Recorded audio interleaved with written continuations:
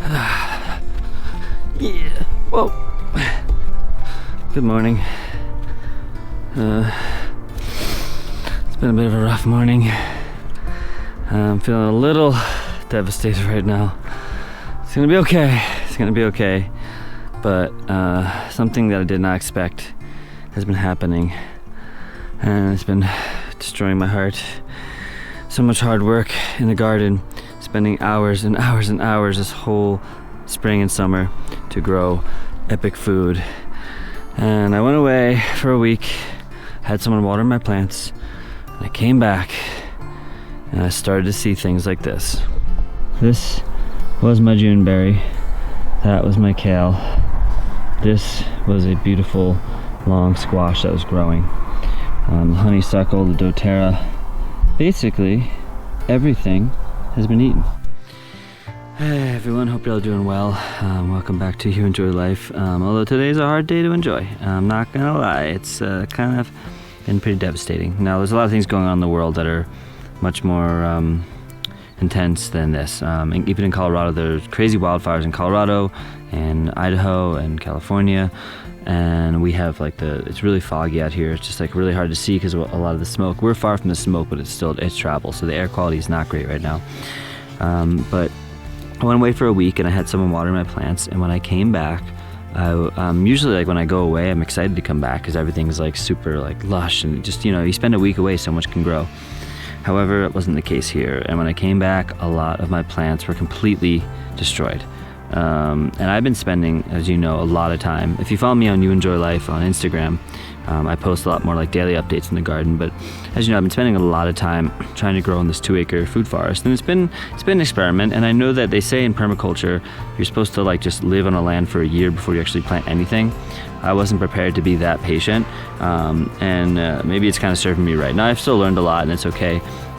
But basically what happened, it's getting so hot and it's so dry in Colorado. It does not rain very much. Things are getting extremely brown. A lot of things are drying out, and the deer and other animals are looking for food.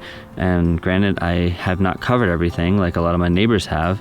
And for most of the season, it was going really well. I've harvested a lot of stuff. Some of the other gardens are doing really well.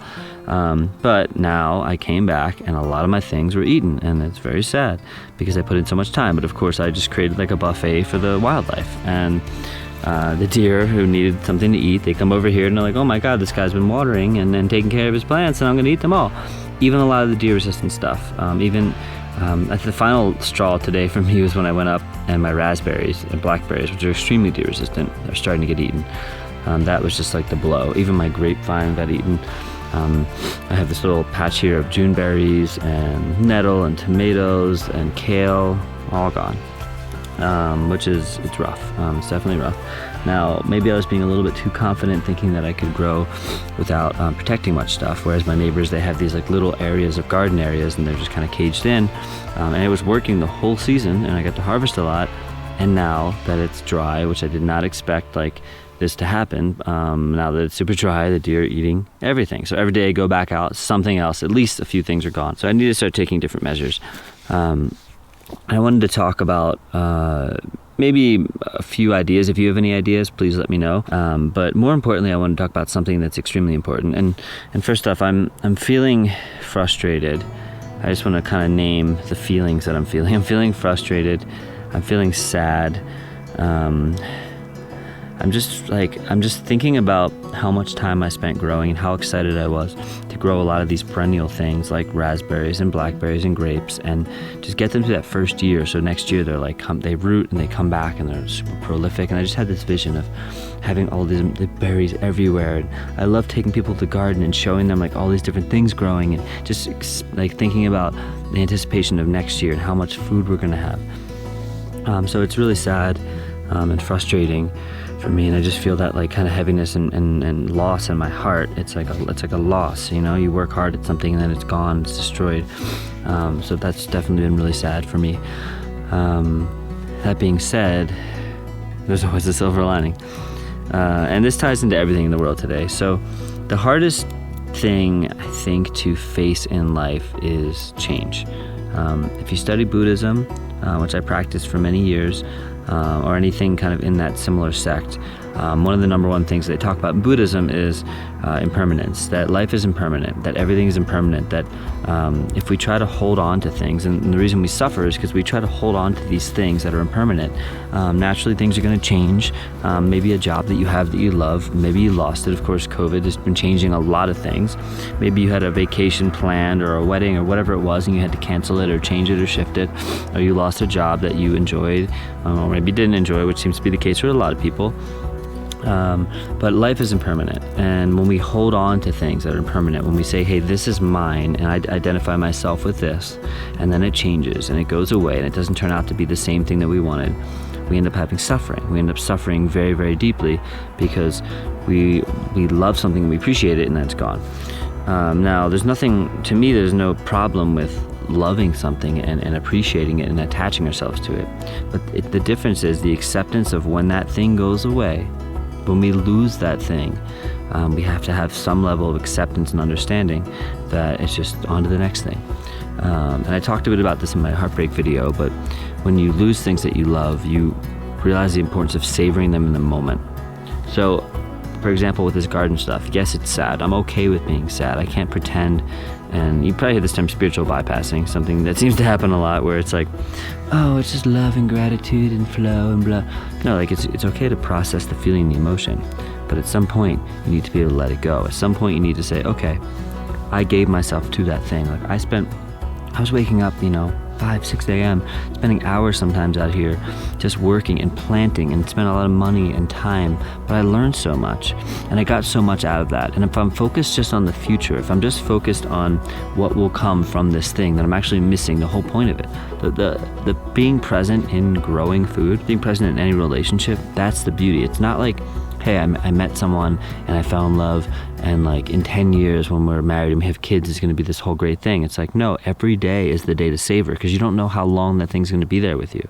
And it's the same thing with growing. I'm going to learn, first off, everything I grew this year I learned a lot about growing in a really tough environment. If I'd have to guess, this is one of the, aside from like freaking crazy Antarctica or whatever, but like in general, this is probably one of the hardest places to grow. The soil is not good. It's extremely dry. There's tons of wildlife. We're on a freaking mountainside. And I still did it, and I grew a lot of food, and I did things I did not expect, so I learned a ton, which is great. However, I had to accept some level of loss. And even though I knew that going into it, it's still really hard when you wake up and every day different things are just gone. There's my Juneberry. Oh my God, I love it, and it's gone. I think a lot again about what's going on in the world with COVID and even with fires. And there's to some level, a huge level, a lot of things we do as humans are extremely unnatural. It's the same reason that I am full-time barefoot now. And I also, just a side note, I just learned that even though technically private property, they can kick you off if they want to, there's no rule against being barefoot in any state in the country, anywhere. So you can go to grocery stores, you can go to restaurants, you can go to stores. If they kick you out, that's their prerogative, but it is legal, and you can tell them that. And I actually found a website, and they have all the information on it.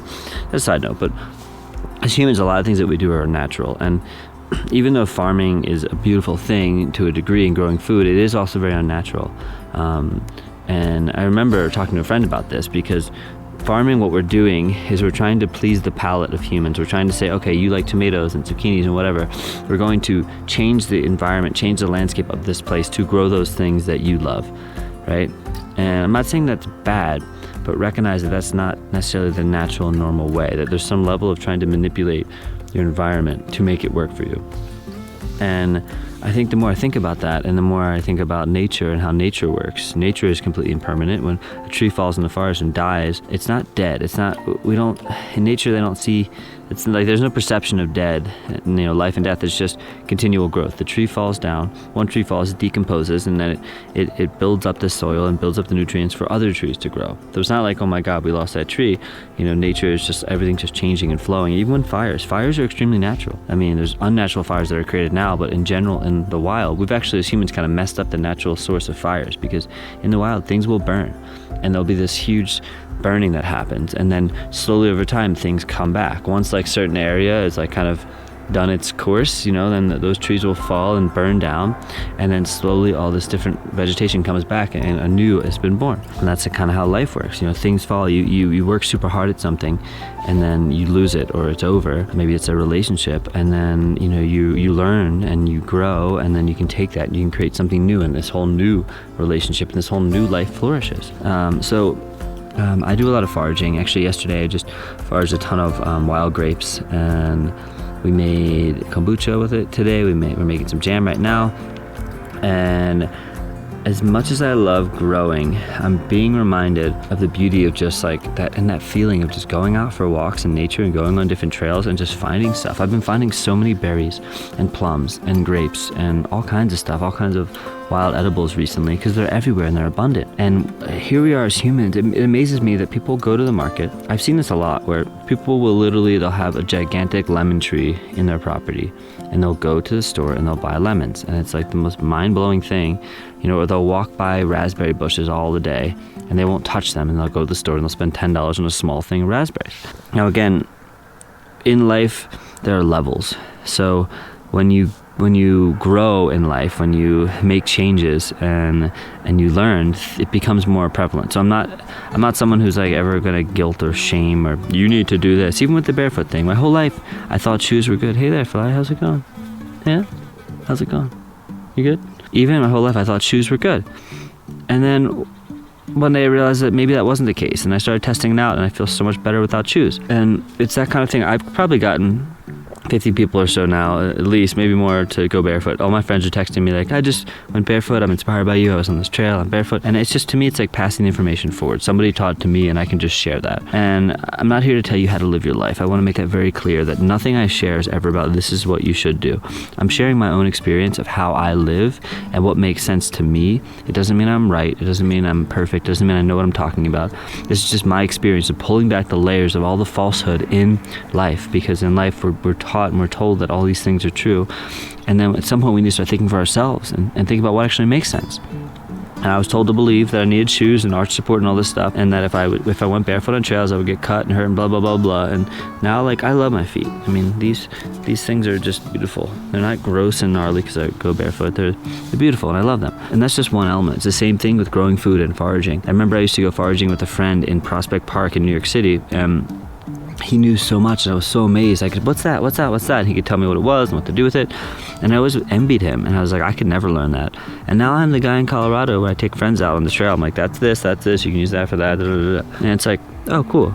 It didn't take me that long to figure out, but it was something I didn't know before, something I grew. So I'm starting to get more into this space of, while I love growing, and I'm going to continue to grow, instead of getting too attached to anything, to also recognize that growing, the fun part of growing is like, I'm growing not just for myself, I'm growing for the animals. Like my roommate Eric was like, he loves the deer, and he's like, hey, the deer are getting closer and closer to us and more comfortable. He's like, listen, even if all your effort means that the deer are like hanging out with us and they're maybe one day gonna walk into the front door and trust us or whatever it is, like, that's cool. Because at some level, like, I'm not just growing for myself, I'm growing for everything, and I'm growing for the enjoyment of the growing. And if I don't end up with certain food, that's okay. And then I get to go foraging, and I get to find things that are out there, like the grapes, and get to eat the grapes. And there's nothing more exciting when it comes to food than just finding like a random patch of fruit, or something, and you just like get to eat it right there. It's something you could never imagine, and it's free, and it's abundant, it's wild, so it's delicious. So I hope this video helped clear up some things. Even just talking about it, I feel better. I didn't want to come into this video like pretending that everything was okay and that I had it all figured out, and that like to get in this energy zone, because it's still like, it's still a little bit sad. But life is amazing, and when we don't hold on to things for too long, even our own life, I think what makes life make sense to me is, first off, I can process my feelings. I can be sad and I'm okay with that, because most of the time I'm happy.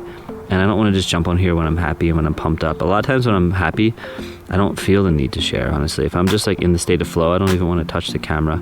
That's not always the case, but a lot of times I'm just living life. And I wanted to come on here and share that, because I know a lot of people out there that are struggling, that are sad. The other piece, and this is maybe a little more controversial, is that I'm not afraid to die. I have no fear of death. I mean, yesterday, for example, we were on a hike, and we saw a black bear, and I scared it away.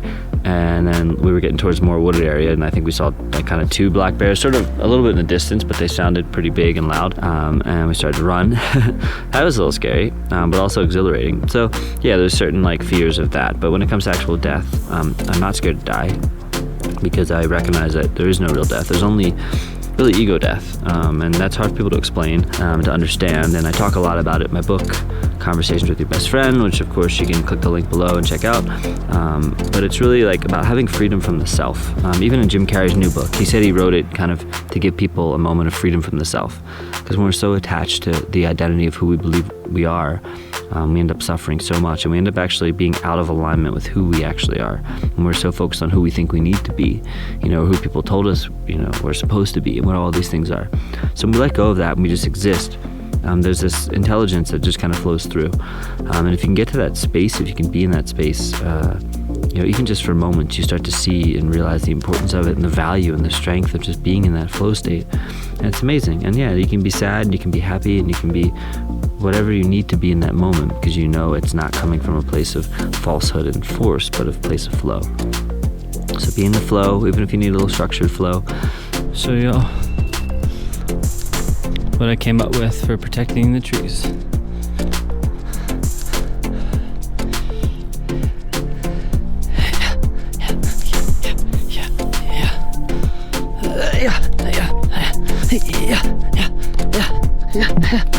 I love doing that. It's fun. So maybe it's because I wasn't paying attention when I kind of filming that, because this rarely happens anymore. It used to happen a lot, but you see that? All those little cacti in the heel of my foot, which is really thick, they just kind of pop right out. But here, a million little cacti. Doesn't really hurt much. You have to pick them all out. I should say, let it be known that this wild stuff, some people call it like rewilding. I mean, there's different terms for it, but earthing, whatever it might be calling, it's not for the faint of heart. There's an element of like being in Colorado. It's intense out here, and it's making me realize that rather than be scared of like, oh, we're not gonna have enough water, or what might happen, it's like just like I need to be able to transcend all this stuff. And a lot of the barefoot running that I do and the training in my body is to be able to transcend that. You can transcend the mind, right? You can overlook fear in the mind, but also the body is another piece that we often overlook. So being able to survive off of less, being able to forage, being able to run in the woods really, for long periods of time, like I say, it's survival to one degree, but we don't know what's going to come in the world, and we need to be able to flow through it. So the more we train our bodies, the more we look into our fears, the more we can actually grow in the direction that we want to grow. So this right here, my raspberry, if you can see, I have this mesh netting that's over it, netting. I found this netting at the local hardware store, and I just kind of covered the trees. Anything that the deer are starting to eat, and I don't want them to eat. And I kind of have a theory, and I'm totally pulling this out of my butt, but I have a theory that the baby deer, the younger deer, don't necessarily know that you shouldn't eat the whole plant, and the older deer know that because they know that if they don't eat the whole plant, there'll be some next year. So I'm realizing I kind of need to, whether that's true or not, I need to protect some plants so there can be more abundance for them. I'm actually looking out for the deer as well as myself. But yeah, it's just like really simple. I just kind of put it on top, and what's nice is you can almost not see it. So it doesn't necessarily mess with the landscape too much. Some of the stuff I've used in the past is pretty obvious. This stuff, it just kind of seems hidden and just really easily drapes over it.